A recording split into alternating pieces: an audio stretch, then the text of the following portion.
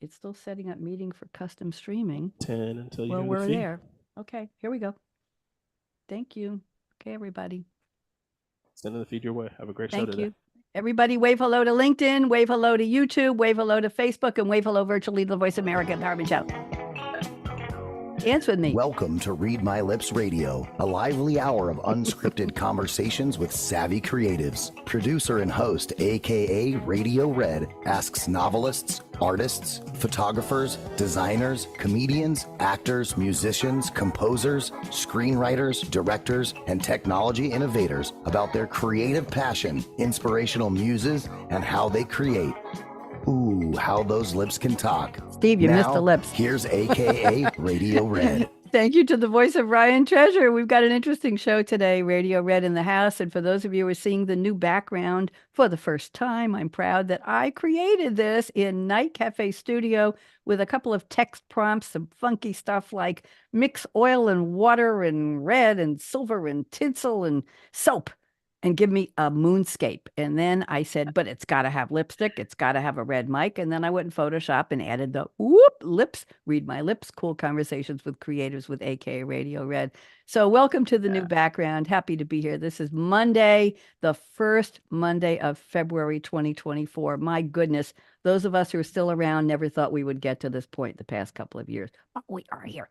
This is a party. I'm talking to three creatives. I met all three of them at the National Publicity Summit a couple months ago. Happy to have them here. And those of you who follow the show know that I get about 92% of my guests from the Publicity Summit. So I'm very happy to have the three of you. We have some very sparkling personalities on the show today. Wait till you hear who my guests are. But first, I didn't tell them this, but guess I want you to make the shape of the letter L with your thumb and forefinger on either hand. You choose the letter L. Come on, Steve, you can do it. That's it. Okay. On the count of three, you're going to join me in saying hello, L, L, L. And I'll tell you who that is. You ready? 1, 2, 3. Hello, L, L, L. Jordan, my engineer, write that down. This was the best, most in sync, not the singing group, most in sync LLL I think we've ever had on the show. Congratulations to, there's no door prize, but just congratulations. LLL is lovely, lanky Laura Leggs, our most loyal listener, and she lives in Whitestone, New York. How could she? It starts with a W. I've been trying to move her to a place with L, and we talked about London. Of course, I had a fake GoFundMe, didn't raise a lot of money, but it was fun. No, it was just fun in my head. I wanted to move over to London. It was too hot, too expensive. And then I looked at the London map. I thought I would move there, and then she could have come over and stay with me for a while. But you know what? I tilted my head, Leah. I tilted my head. Leah is one of our guests, and her name starts with L. I tilted my head, and the N in London went upside down and turned into a U, and I landed in Loudon, Tennessee. So what can I tell you? So we're trying to get Laura to move here. So anyway, Laura will email me at 6:01 p.m. Eastern time right after the show, and she will say, oh, I loved what Leah said. Oh, and Paul and Steve, what a charmer. And she's going to give me a little synopsis of what you said. It's like a book report. She's been doing this for years, and she's very important to the show. So I've been doing this for a couple months on all my shows. Now I have 4 live radio shows at the current time, and I use ChatGPT in an interesting way. I say, I need a monologue. I want a poem for my radio show. And here are the bios of my guests. Would you please return a poem to me? Any of you, Steve and Leah, I haven't introduced you fully yet, and Paul, anybody want to tell me how many seconds it takes for ChatGPT to return the poem to me, the draft? How many seconds? 15, 20 seconds, depending how All busy right. it is. Leah, how much? How many seconds? 4. Okay, Paul? I'd say 10. Okay, if you count 1,000, 2 1,000, before you get to 3 seconds, the poem is there. It ingests everything I send it, all of your bios and my opening. So here we go. But AI plus human, that's the way we roll on this show. So I am the human editor. I had a CAT scan of my brain last week at the ER, don't even ask. And they reported to me that there is a brain in there. So I'm still human as far as I know. So we've got human, that's TMI, I know. So here we go, listen up. And when I call your name, I want you to wave vociferously, wave loudly with your hand, Steve. You can do that. Welcome, audience dear, to Read My Lips Talk. We're authentic and we're real. Yes, we walk the walk. Here our creative tales unfold, led by Radio Red Spirit and her Scarlett Mike Bold. That's me. Okay, Steve Wolf, Raise your hand. Wave, wave, wave. A wildfire whisperer with jet engines roar. CEO of Team Wildfire, problem solving at its core. From Hollywood special effects to Shakespeare's lore, he thrives on challenges, making every day count even more. Steve, did you like that? Pretty impressive. Okay, Pretty good. That was impressive. less than 3 seconds. Liah Yes. Kraft-Kristaine, here you are. Liah Kraft-Kristaine, JD, a happiness guru at heart, speaks worldwide with wisdom to impart. Law, broadcasting, and scriptwriting are her brand. Her journey to success is fascinating and it's grand. Liah, did you like that? I loved it. I Loved it. rewrote what ChatGPT. I didn't like their version. I rewrote that. And Paul Lawrence Vann, there you are. Paul Lawrence Vann, a leader of influence guiding with might from the U.S. Air Force to Capitol Hill's height. Author, speaker, and coach in the leadership light, he illuminates path to success, pure and bright. Paul, what'd you think? It was awesomeness. Awesomeness. So here's the last part. Watch or listen to us. It's your choice. Join akaRadioRed and hear her voice on the roar of creativity. That's an homage to Steve. You'll find out why. Our episode new. We hope to inspire and share a smile with you. A symphony of stories, creativity in full view. What'd y'all think? Nice, nice, nice, Pretty nice. impressive. Wonderful. Pretty Pretty cool. impressive. Yeah, Absolutely. Got I your have a 20 lot of bucks worth. No, I don't use GPT-4. That's the $20 a month. This is the free one. It's even You better. should hear the poem that the $20 one would have made. I can imagine. Thanks a lot, Steve. I appreciate that. Speaking of Steve, the troublemaker here, you're all troublemakers because you're all creatives and we shake things up. But when you hear the closing of the show, you'll understand. So now I would like to ask each of you to take 3 minutes. And Steve, I didn't tell you this, but if you go over about 3 minutes, here's what's going to happen. I'm going to say into the mic, Steve, the hourglass has 12 grains of sand left. Would you please start to wrap it up? Your 3 minutes is almost over. I won't do that. I want to tell you, I don't usually do that on the air. I do it before, but we had too much to do. So Steve, tell us all about Steve Wolf. Can't You do wait. it in the Welcome. IFB, right? There you Okay. go. And by the way, everybody, I have to tell you, Steve has put me to shame. I only have 3 monitors in my office, not enough equipment. He's got about 25 monitors he's got to set up. And maybe if we're lucky, he'll show us all the equipment he's got in the background. But for now, we just want that punum. You know what that is. We want that handsome face and we want to hear who you are and what's your creativity. Steve, welcome. Go ahead. Hey, thank you so much for having me with you today. And the reason I need so many monitors is like many creatives, it's out of sight, out of mind. And if I have to remember to shift from one tab to the other, like it may as well just be, buried under the pyramids of Egypt.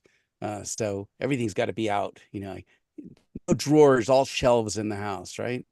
Bio, who are you? Bio. So I'm Steve Wolf. I'm the founder of Team Wildfire. And Team Wildfire is a company based off of a crazy idea that I had a few years ago that wildfires could be blown out with jet engines. I had been working as a special effects coordinator in Hollywood and working for Tom Cruise and James Cameron and making physical effects. So not, messing around on keyboards. I lack that skill and patience, but actually building things, making it rain, cars exploding, stuff like that, and volunteering as a firefighter in the interim. And when I was speaking to my firefighter friends, as we noticed conditions deteriorating around the world, that fires were getting more fierce than they'd ever been, I asked these guys, dudes, what's up, man? Like, what's it going to take to get these fires under control? And they said, dude, it would take a hurricane. And I said, I'll be right back. So I started messing around with the idea of how we could get hurricanes on site to fire teams who need them. And what we ended up with was using jet engines mounted on logging skidders, giant logging, 60,000 pound trucks. And if you could bring a big jet engine, there's a tiny little jet engine over here and a bigger engine over here. And you could use those engines to drive fire retardant at a fire at 200 or 300 miles an hour. The fire doesn't stand a chance because you're blowing away all the things that fires need to survive. They need fuel, poof, blow it away. They need oxygen, replace it with mist, right? They need heat, blow it away with convective energy and evaporative cooling.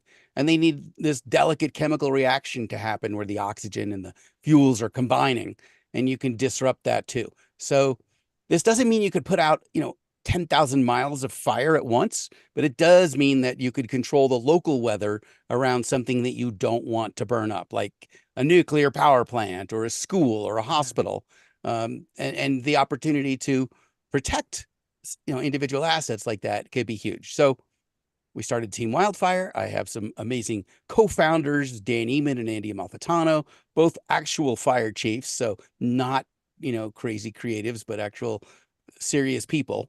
And we're doing this thing. We went out and we talked to investors, not knowing whether we'd get laughed off the block or not.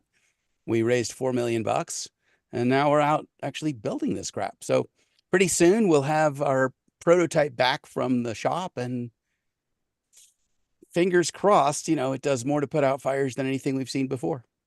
Wow. I think wow is There you the go. is the All right. right response. Yes. Steve, just tell us briefly, what was your background before you started to do this? What education do you have? What did you do before this genius appeared in your brain and said, I'm going to do this? Just quickly, tell us a little more about the origin Sure. story of As Steve. a special effects coordinator for 30 years. Before that, as a Shakespeare major at Columbia University, studied Shakespeare and 18th century British literature. Had a host of careers before and after and during. I've done a lot of science education work. I started a program called Science in the Movies, where I go to schools and I would show kids that all the things that they think are so cool in movies are actually all based on physics and chemistry. So if they think physics and chemistry are boring, no, that's actually what makes people be able to fall out of windows on fire and, get up to do another scene the next day. Question. So, Do you ever sleep? Do you ever sleep? I sleep, I don't know, 1 to 6 usually. That's pretty good. By the way, I was waiting for you to say that you paraphrased a famous line from Shakespeare instead of out, damn spot. I thought your tagline was out, damn fire. Forgive me, like that. Steve. I You like like that. that? The creative do. mind is just going and going and going. Thank you, Steve Wolf. It's a pleasure to meet you. And let's go around the table to Liah. I'm putting you on speaker view. Please tell us who you are. We're so happy to have you here. Liah, go ahead. I am Liah Kraft-Kristaine, and I'm the CEO of Liah Kraft International, which is a training company for individuals, business owners, professionals, and authors and creatives. I have been teaching well-being and emotional intelligence skills for a very, very long time. And then add to that what I have dubbed quantum intelligence. I'm finally letting the world hear my voice talking about that. It's not as accepted as emotional intelligence skills. And then I take all of that and move it into really practical skills, like how to get your business moving faster, how to get yourself to the forefront as an entrepreneur or a creative, how to present yourself. And then I take it one step farther. You take all of that excitement and energy and emotional intelligence, and what I do is package that into what I call, it's like not storm proofing, but storm hardy mindsets. And I teach people how to build their own homes for under $50,000 in less than 30 days. Excuse me, could you repeat that, please? Because nobody Yes. believed it. We heard you, but we didn't believe it. Say it again. It is how I teach how to build your own home. And I'm talking a 2-bedroom, 2-bath home in under 30 days, or approximately 30 days, for under $50,000. That excludes the infrastructure. So some of the people I'm aiming towards are people who already have their septic tank in because their house was washed away by a flood or burned down in a fire, or they had a tornado destroy it, or a hurricane. And they need to do something now for their kids to get them back on the school bus and stay in the same place they've been living.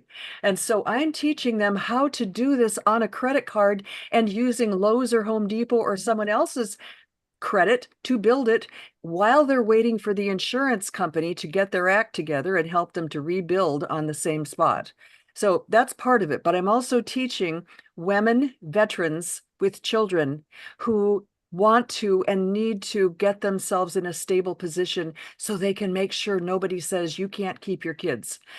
That's another group I'm really focusing on. But just backtracking a little bit, I was born with 2 club feet and twisted legs, and I learned to walk when I was 7 because of a miracle that happened to me, which I'm not going to go into. But I'm just saying, the most incredible thing happened. I had mobility after the age of 7, and I decided to use that to the fullest advantage I possibly could. And my dad, who was a Marine and a judge and an Army officer, decided with his 4 girls that he was going to teach him everything he knew. So I'd be up on the roof and I was putting shingles on and helping to build and do all of those things. But the most important thing happened to me after my mom died when I was in my 20s. And I finally said, it's time, Leah, to learn how to be happy. And I was a very, very not unhappy person, but it was easy to get knocked off the horse, easy to dive into depression, into the bottom of the sewer. And I learned one step by step how to get myself to pull back and learn how to run my brain for happiness, which in turn unlocked my whole world and everything in it. And then I said, I've got to show people how to do this because it's painful to be depressed the way I was in those kinds of depressions that last for 5 months. So that's my story and I'm sticking to it. Wow. Can we all just take a deep breath? Wow. I so many parts of that. I want to know so much more about.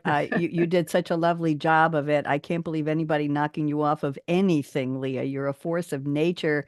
I love the part where you said your dad had you on the roof, and I'm thinking a house, a 2-bedroom, 2-bath house for $50,000. We have to talk. But Leah, rumor has it you've got a book there, and you're going to hold at least. And oh wait, Leah's very, very lackluster, not really motivated. She's only written 19 books and co-authored 5. So I just want you to all know she just doesn't do much with her time. Leah, this is 30 Days to Happiness, Setting Yourself Up. Would you send me an ebook of that, please? I'd love to. I most definitely will. This is the book that brought me to Oprah. It was my 5th book. Okay. Yeah. Thank you very much. You're not supposed to make the host stop talking, Leah. You can't keep. You people can't be keeping amazing me. Oh my goodness! I'm going to leave you there on your seat for a second, and let's go to Paul Lawrence Vann. Paul, I was so excited. I nothing against Steve and Leah, but I said Paul's going to be the first one in the Zoom room, and he was because he emailed me a couple weeks ago. And he said, "I can't wait to be on the show." I said, he's going to be first in the room. That's fine. Paul, I'm putting you on speaker view. We can't wait to hear about you. So welcome, welcome, welcome. Go ahead. First of all, I'm honored to be here, Radio Red, because you're that awesome. My name is Paul Lawrence Vann, and one of my things that I grew up with was 9 brothers and sisters, 5 boys and 5 girls. My mom and dad were both factory workers, and I started working at the age of 10.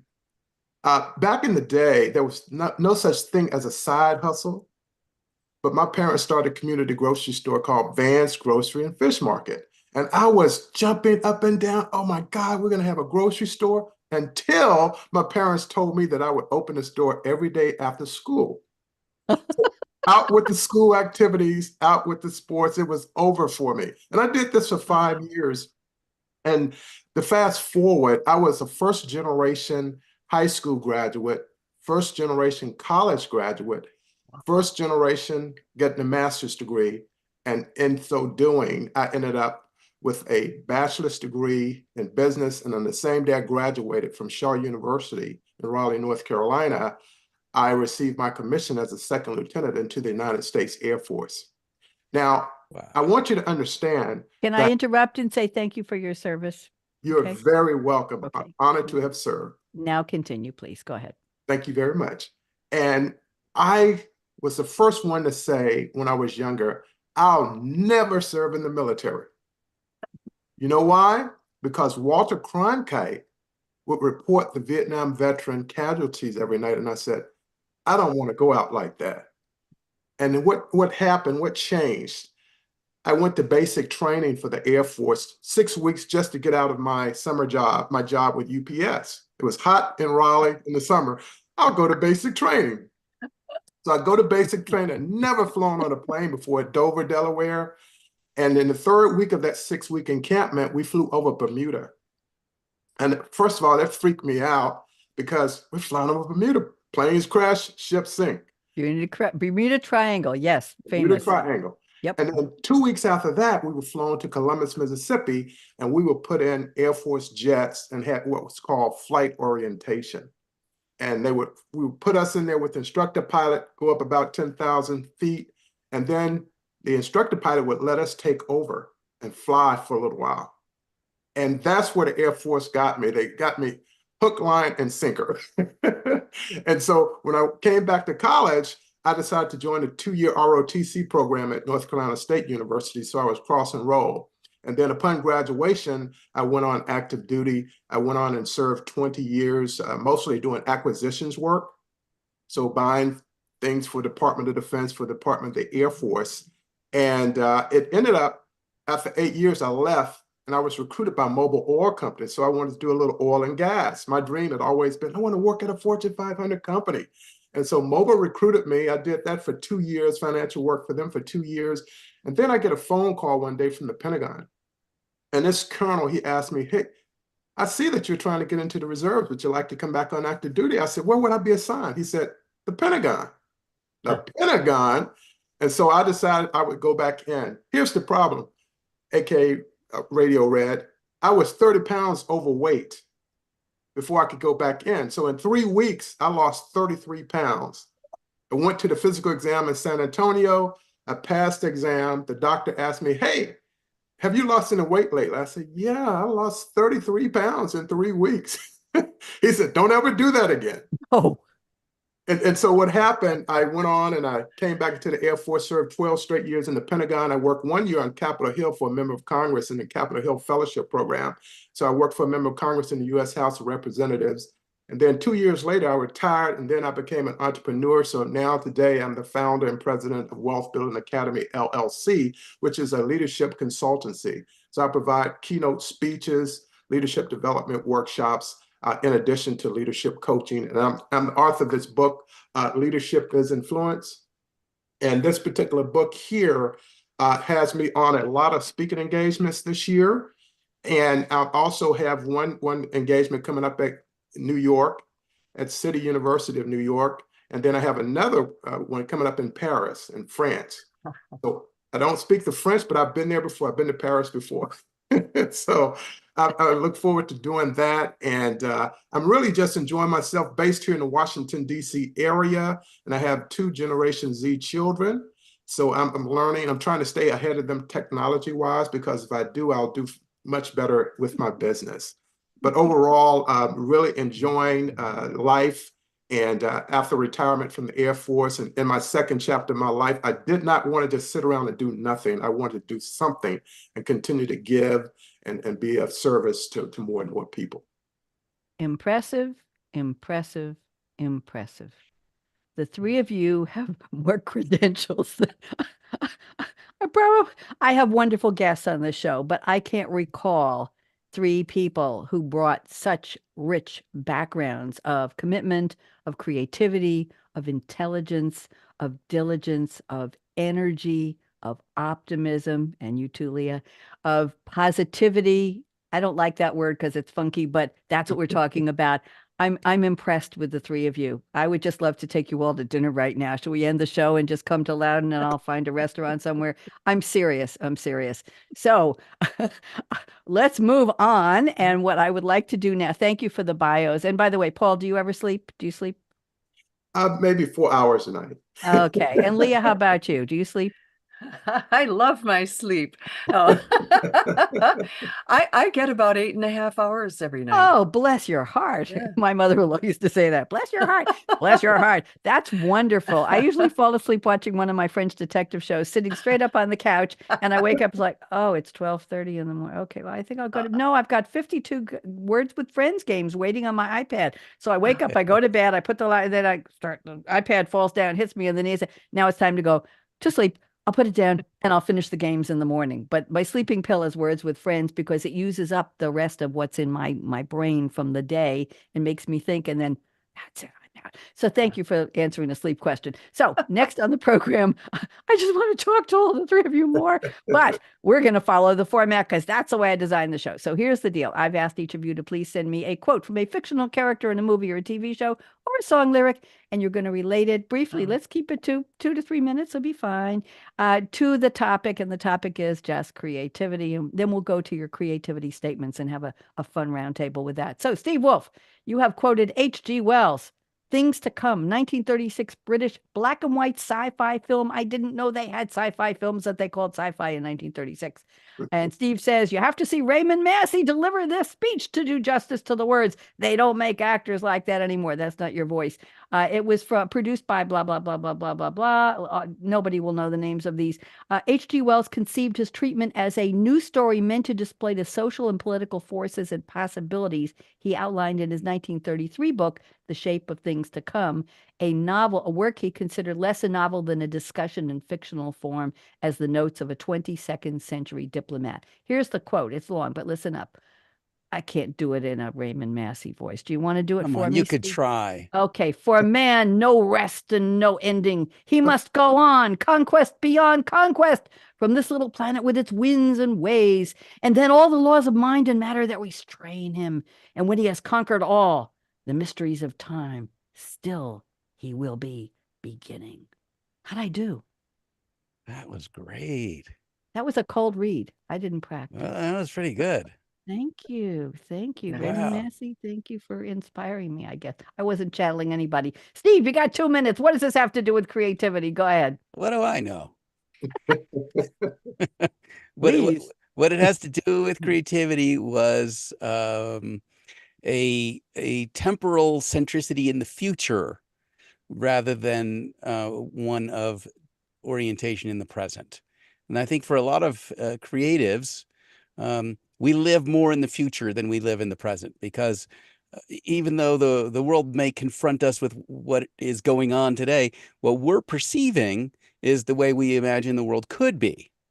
And that's a much stronger and, to us, more realistic perception than the present. The present is just a mere inconvenience. It's footsteps on the way to the way we see the world could be.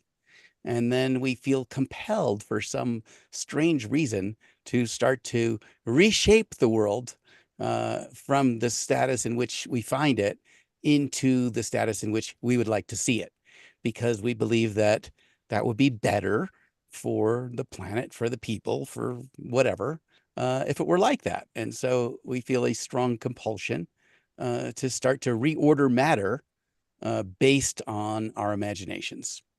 And so, Can we quote you with that? Is that a quotable moment? I believe your software transcribes, so feel free. The present is just a mere inconvenience. On the way to way we think, you know something? That's interesting. One of my other radio shows I produce and host now for many years is called Technology Revolution, The Future of Now. Not the future is now, the future of now. And at the end of the show, I have my guests raise their little finger and they join me in saying, no, no, no. People say the future was already here. And we say, no, no, no. Because when I started that sentence, it was the future and now it's the past. We're going to make it a better one. That's how I end those shows. And we're talking about artificial intelligence. We'll talk about that later. Thank you, Steve. Artificial intelligence should not be considered a substitute for actual intelligence. I know that, but real people with real minds put it together, and all of its goods, its guardrails, and its biases and everything. So people did it. Well, let's have another conversation. So let's go to Liah Kraft-Kristaine. I apologize for not pronouncing your name right. And you have picked a song from the Moody Blues, 1971, on their album Every Good Boy Deserves Favor. Was that how you remembered the letters in the musical scale? Our guessing game is the song. English rock band formed in Birmingham, May 1964.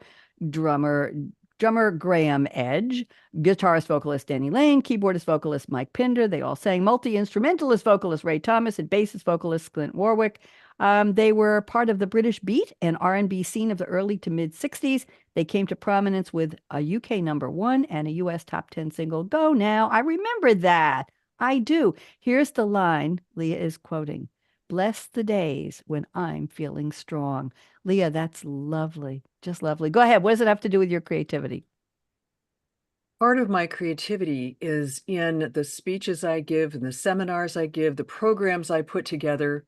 And when I had a period of my life where I spent 14 years traveling around the planet, giving 7-hour seminars along with keynotes. And I spent hundreds and thousands of hours speaking to hundreds of thousands of people. And I would need to remember on any given day, probably about 25 books, the titles, the authors, and what was in them. And I could do that. I could go through a 7-hour seminar doing that. But another reason for saying, bless the days when I'm feeling strong. I adopted a child with multi-needs, and she came from the foster care system, and she is 17 now, God bless me. And I am having those days where I'm saying, love is where I need to come out on this whole discussion.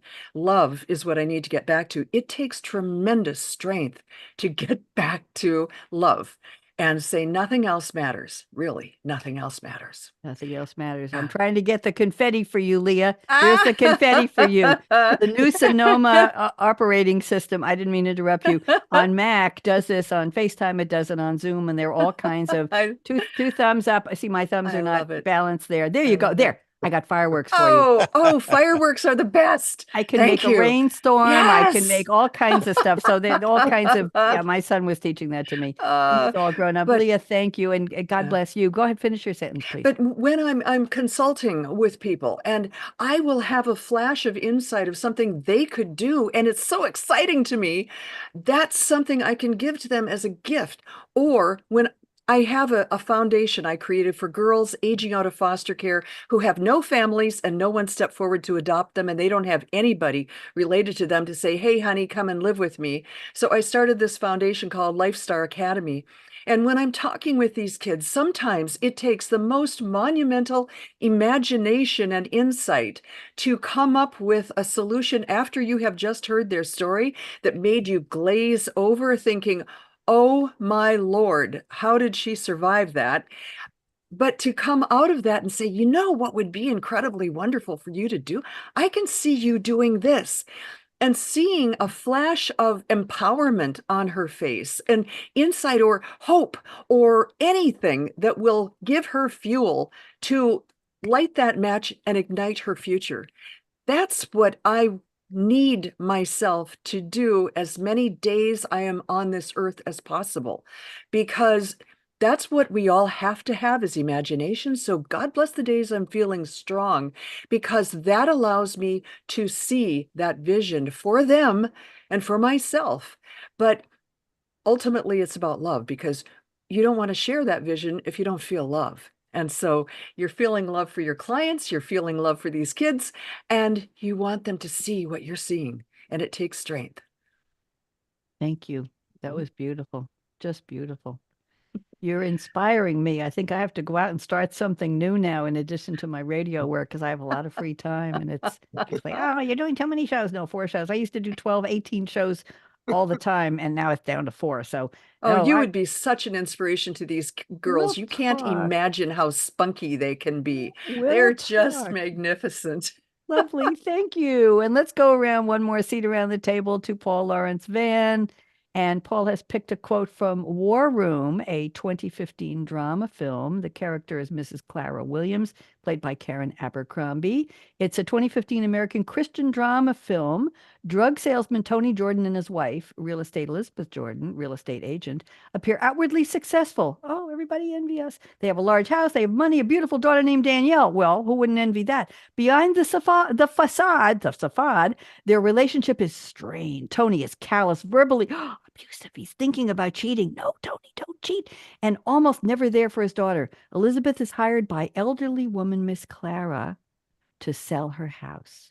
Miss Clara senses the strength, the stress, and suggests Elizabeth fight for the marriage by praying for Tony. Miss Clara shows Elizabeth a special closet she has dedicated to praying, which she calls the War Room. What a lovely story. Paul, here's the quote you picked. Great leaders focus on what they can do, not on what they can't. Paul Lawrence Vann, tell us, how does this relate to your creativity, sir? Go ahead. Well, thank you so much. But I tell you, leadership is everything. And people ask me, well, I'm not a leader. I said, well, you're not in the leader of the sense that you have a title that goes with it, but we are all leaders. And why? We all have a life to lead. Some are better than others, but we all have a life to lead. And so leadership plays an important role. And I really love that quote primarily because what it tells us is that we're not going to have perfect days, but we're going to have some strong days. And to me, leadership is everything. And the reason why leadership is everything is because it's the point at which we make decisions. Leaders make decisions. When we look at a leader with a title, let's say a president or of a company or CEO or a nonprofit with an executive director, they have a title. But if they're not developing other people on their staff, they're not a leader, no matter how successful they think they are. But the role of a leader is to be a servant. You position the people that work for you to do good things and to do great things, and you allow your influence to guide them along the way. So a leader with influence is a person who develops the manager to be a leader. They develop the employee to be a leader. And we're all leaders in one form or another. And I'll give you an example. I used to work for UPS in college 4 years because, with 10 children, your parents don't have any tuition money, right? So I got a job. And this past summer, UPS was one of only few companies that did not go on strike. And they did not go on strike because they would have lost billions of dollars.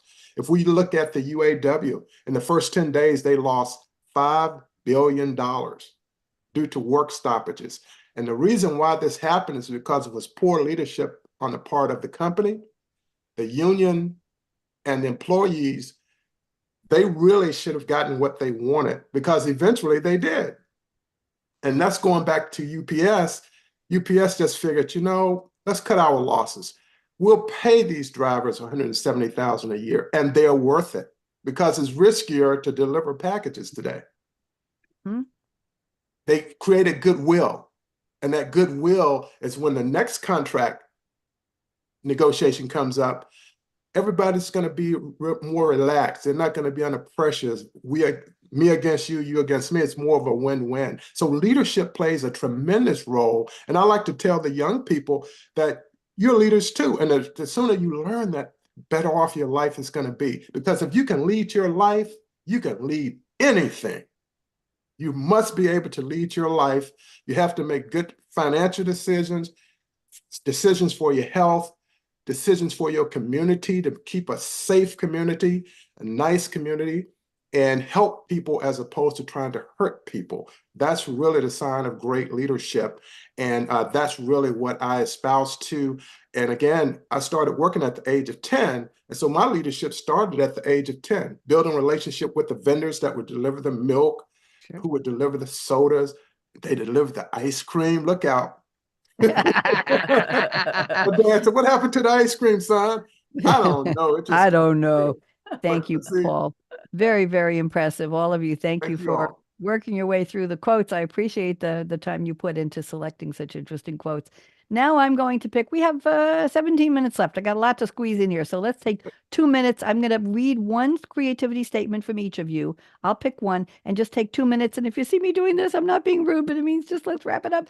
And then we have some fun things to do at the end. Well, we're already having fun. So Steve Wolf, statement number 2. You don't need to find it. I'll read it. You say, I don't feel like creativity, in quotes, is a task I wake up to do. It feels more like a void in the universe that rips me from my sleep and won't release me until I've met its demands. It's an attitude. When asked for a creative solution to a problem, I begin with the premise that there is a better answer out there and it will present itself if allowed to. Let's go from that. Steve, just 2 minutes. This is very interesting. Go ahead. Well, I have to ponder that. It's you wrote it. Son of a gun. I know, very impressive. It is true, right? So any problem begins for me with the belief, yes, there's a solution to this. We might not know what it is right now, but we'll make room for it and we'll gather smart people, and between us, we'll work it out because we're humans, for crying out loud.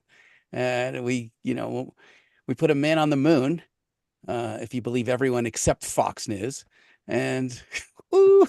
Ooh. Hey, I saw their report, but any, anyway, though, when I was 5 years old, glued to my television set, and when I watched Neil Armstrong stick his toes in the sand on the moon, and that really convinced me that anything you could imagine was possible, could be done, that human ingenuity was the most powerful force in the universe. And whatever problems we have, climate, medical, energy, etc., like there's a solution, and if there's not an obvious solution, there's a good workaround. So we can get there. And Always a good worker. I like that. yeah, I like that. right. There's Sometimes a it's lot of just problems I don't know how to fix, but I know how to get to the end goal because I could work around it. absolutely. Thank you. Very, very interesting. Let's go to Leah. I'm picking statement number 2 from you. I will read it. You say you're more creative. Well, I'm going to change it to I'm creative. I'm more creative when I just begin without the full story. I've written 4 novels. I think you've written more than that, and learned that they begin to speak to me and unfold in a way that guide me, but don't totally control. I've written some romantic comedy plays. I wrote them in 3 nights from 1 to 4 a.m. and the characters just told me Yes. what they were thinking. Once it starts to pour, Leah, so tell me, is that your experience? And tell me about your statement, please. Go ahead. Well, I think that definitely there is something that is pulled through us. Here's what I feel about a lot of creativity Hmm. is that we are conduits. All of us are conduits. The more we enjoy, the more we feel all the positive side emotions, the greater and the stronger and the larger our conduit is. When we write something, it should always be, you can call it channeling. We're pulling it through us. And if you are listening, you're getting everything and all the words that are coming to you, and that means the characters, and there's something that's meant to be born. If that novel that you thought you wanted to write, it starts being stillborn, then you maybe should say, this may not be the right path. What's an alternate here? What should I be doing? I'm listening for guidance. I think we all have to be listening for guidance. And then we pour our energy in that. But we need to know first that we're on the right path, because so much energy can be used up when it's not even on the right path. It's not the right story. It's not the right character. And so we have to listen to it. But yes, I've written 4 novels and the rest were all nonfiction. And someday when I am very old, I'm going to start writing fiction again.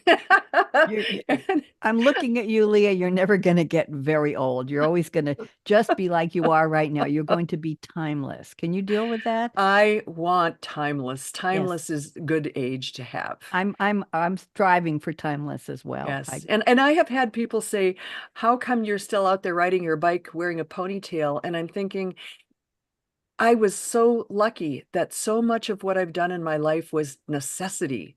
And that forces creativity. It was necessary. Now what can I do? Because I'm in a position of necessity. So that's another bonus. Thank you. Very, very interesting. Paul, I'm going to statement number 4. This is a little bit long, but we'll get to the word creativity in the last sentence. To me, leadership means I don't have to go it alone, sharing my expertise to help people. I founded and lead Wealth Academy podcast and on the YouTube channel, Leadership is Influence. So the guest experts I interview can help expand the knowledge I want my subscribers, my fans, and my followers to have. Here, by expanding the message to a larger audience, I am creatively making a difference in the lives of others. And this is what's important to me. Paul, 2 minutes. Go ahead. Yes, and thank you so much. One of the things that I always believe in is the fact that when we look at our lives and we look at ourselves in the mirror, it all comes back to leadership. I tell people when I used to run track and field in college, I didn't compete against anyone else. I was competing against the clock and the conditioning I had prepared myself for that day. So that's a leadership issue.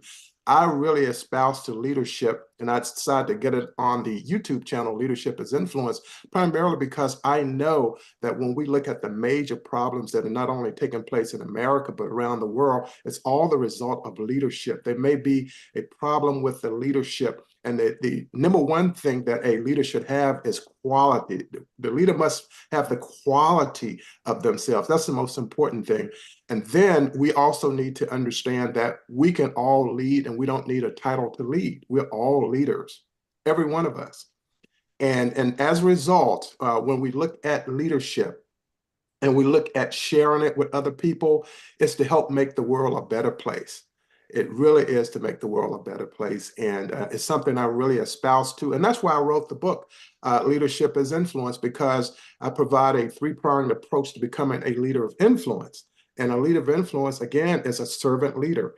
They're not trying to take the credit, but they're trying to position their organization so that they can meet the vision, the mission, and the goals of the organization or of the business, whether it's at the corporate level, the regional level, or the local level.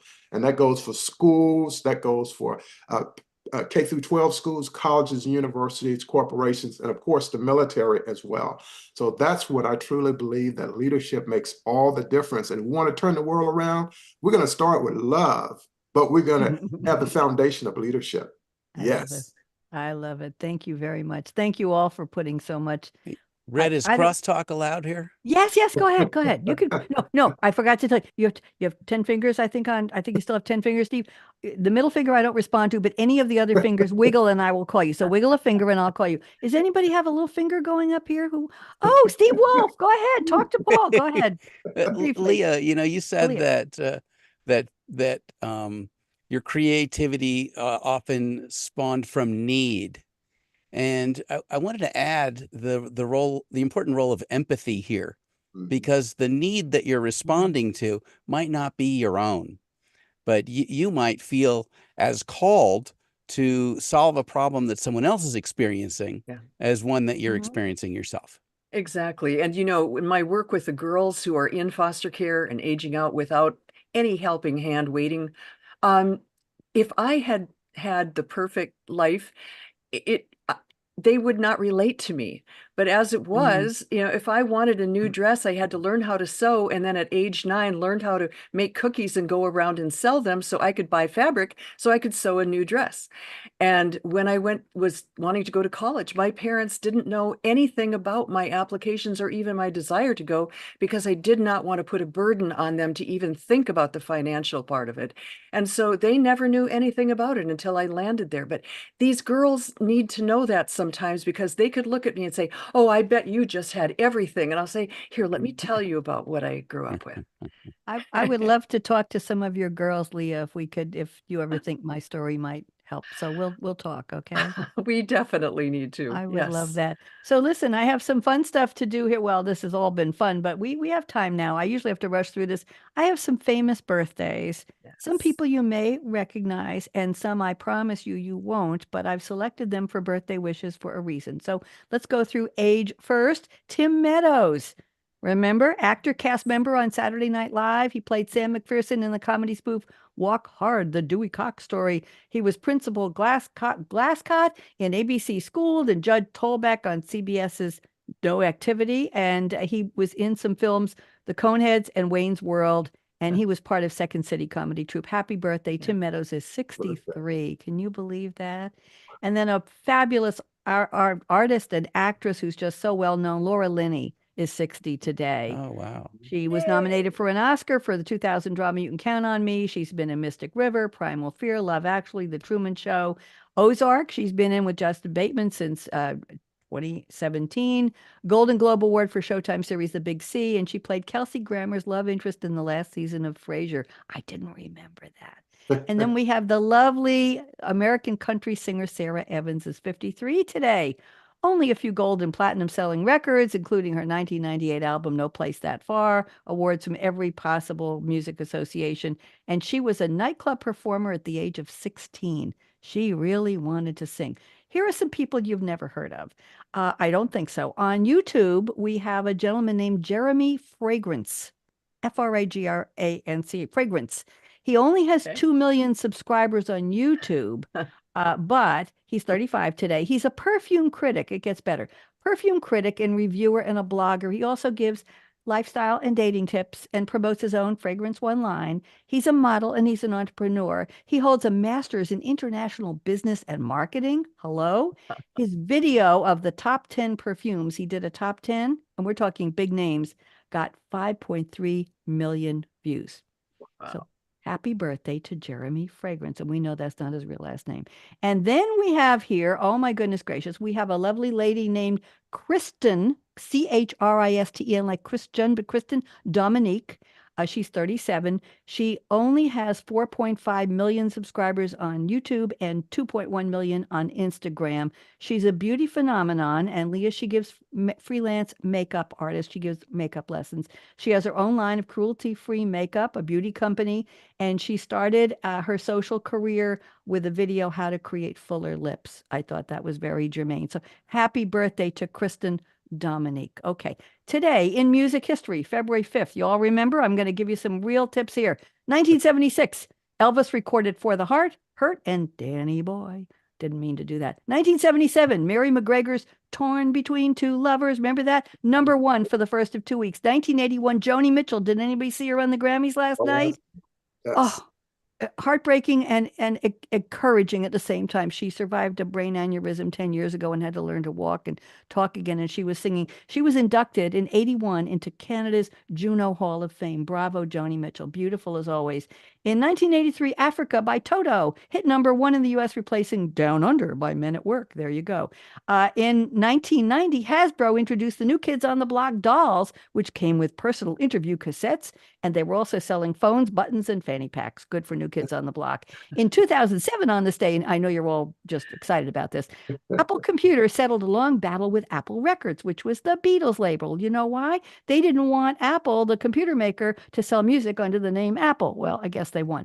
In 2008, Lenny Kravitz released his 8th studio album, It Is Time for a Love Revolution, and it peaked at #4. In 2012, on this day, Super Bowl, it looks like 56, I can't be sure. Halftime show became the most watched TV event in the history at 118 million views. Performing artists include Madonna, LMFAO, Nicki Minaj, and CeeLo Green. I'm almost done. In 2017, Lady Gaga opened the Super Bowl halftime show with a verse from God Bless America, followed by the Woody Guthrie song parody, This Land Is Your Land. In 2018, Paul Simon announced his final tour, The Homeward Bound. And in 2023, Beyonce won 4 Grammys, breaking the record for the most all-time Grammy wins with 32. And Dr. Dre's Global Impact Award was inaugurated, and he won it. So there you go. Today is Leo Day. You know anybody named Leo? Say not happy birthday, just hello, Leo. It's National Chocolate Fondue Day, Pork Rind Day, Primrose Day. It's Shower with a Friend Day.